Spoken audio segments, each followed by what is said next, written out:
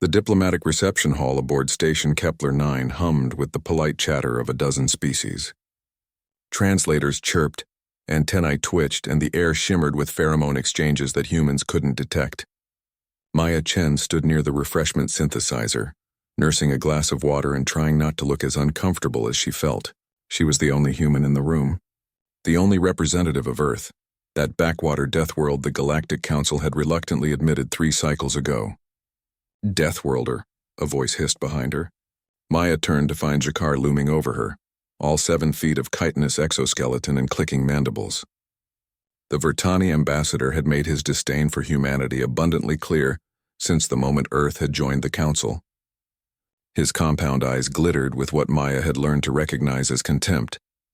"Ambassador Jakar," she replied evenly, inclining her head with the precise angle required by Vertani protocol. "Good evening. Good?" Jakar's translator box crackled. There is nothing good about sharing oxygen with primitives who still inhabit a Class 12 hazard world.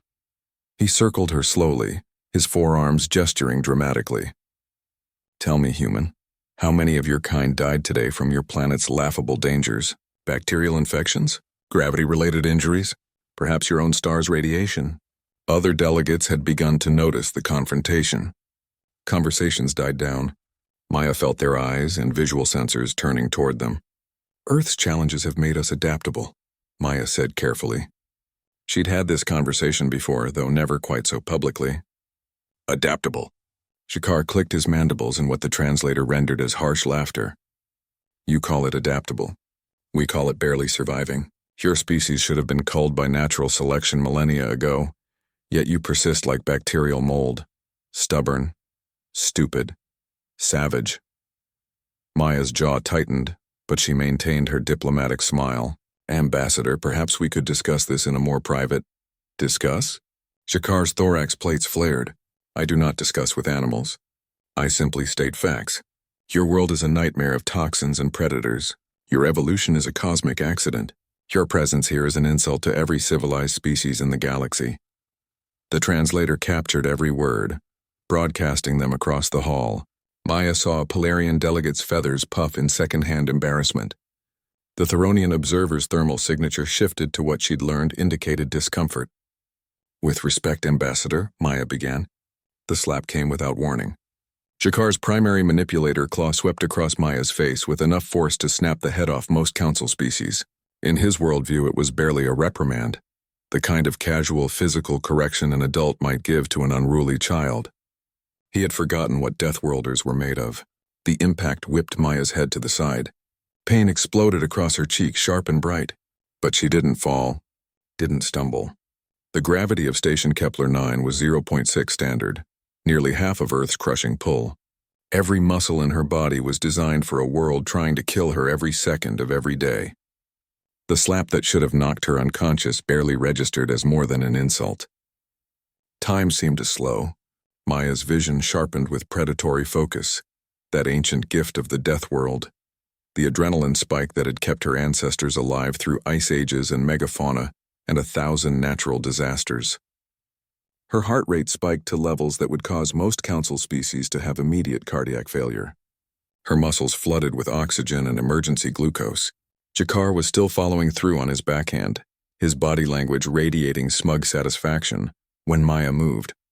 Her hand shot out with Deathworld speed, reflexes honed by a planet where everything from the weather to the wildlife wanted you dead. She caught his primary arm at the joint, her grip strength utterly disproportionate to her frame.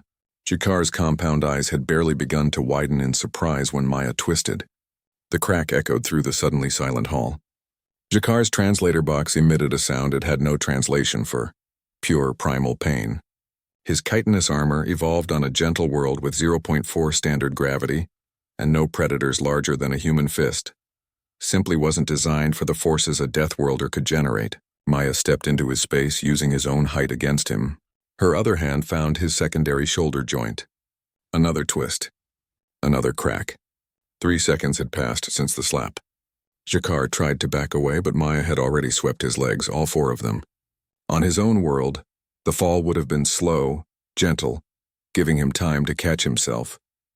Here, even in reduced gravity, it was devastating. Two more of his limbs snapped on impact. 4 seconds. Maya stood over him, breathing hard, her cheek already purpling with a bruise. Jakar lay on the deck plating, his translator box screaming in alarm, his body going into shock. The other delegates stared in frozen horror at the violence they'd just witnessed. Violence executed with a precision and efficiency that spoke of millions of years of evolutionary warfare. "You were saying something about natural selection?" Maya asked quietly. Security was already rushing toward them, but they moved like they were swimming through syrup compared to her adrenalized perception. The Polarian delegate was making distressed whistling sounds. Someone was calling for medical assistance. Maya stepped back, raising her hands in a universal gesture of surrender, as the security team finally reached her. Her heart rate was already beginning to normalize, a Deathworlder specialty. The ability to shift from peace to violence and back again in seconds. One of the security officers, a Theronian, approached Jakar with a medical scanner. The readings made their thermal signature spike in alarm. 6 fractures. Systemic shock. "How did a human—" "I'm from a Deathworld," Maya said simply as the security team surrounded her. He forgot what that means. As they led her away for questioning, she caught sight of the other delegates' faces. The fear, the newfound respect, the recalculation happening behind their eyes. Earth had been tolerated, pitied, dismissed, not anymore. The galaxy was learning what humanity had always known. You don't survive a Deathworld by being weak. You survive by being the most dangerous thing on it.